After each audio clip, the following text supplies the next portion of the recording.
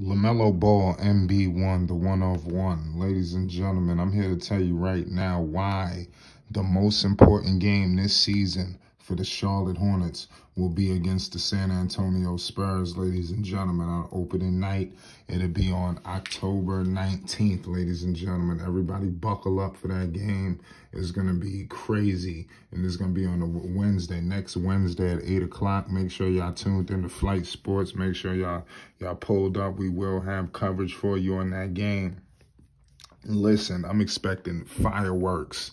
You know, mind you, this game is in San Antonio, Texas.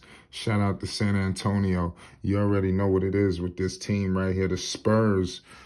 Before we get into MB1, we already know about the one of one. We know that very extensively. The San Antonio Spurs, coached by Greg Popovich, this team is completely going on a landslide, ladies and gentlemen. I don't know what the hell is going on here. They're clearly looking to get the #1 overall pick. I mean, they gutted their roster.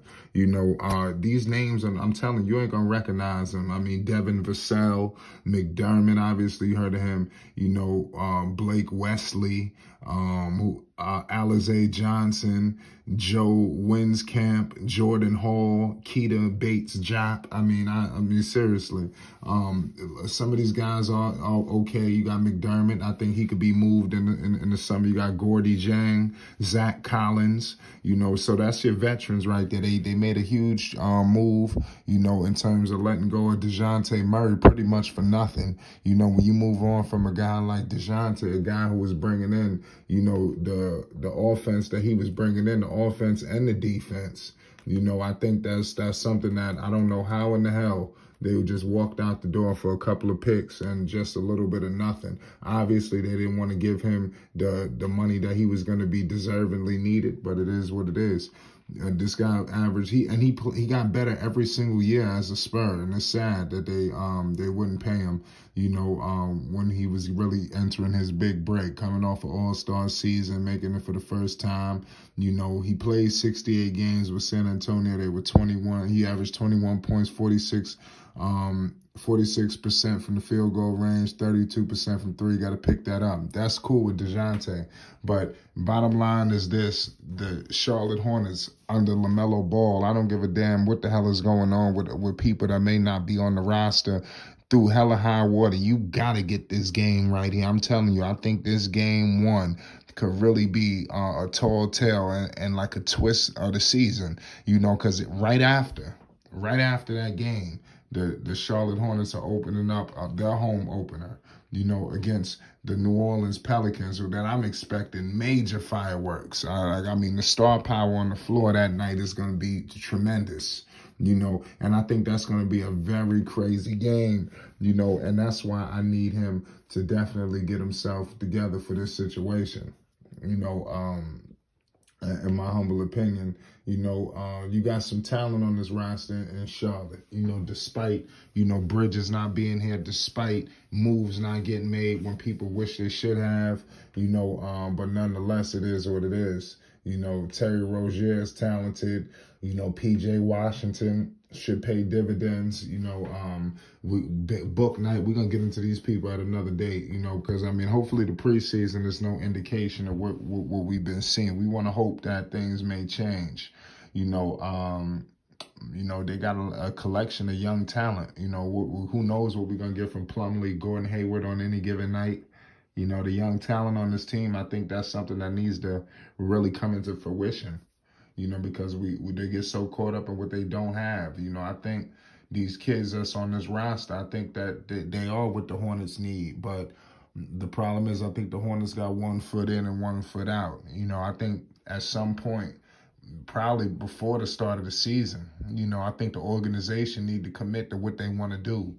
You know, are they going in rebuild mode? Are they going to shut it down for this season and get the highest pick in the draft that they can?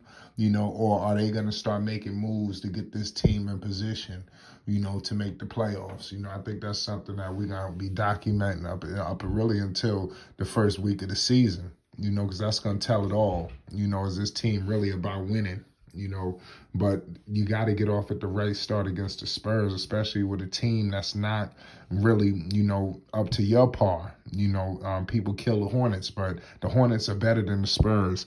The only thing that scares me about that situation against the Spurs is that the game is in San Antonio.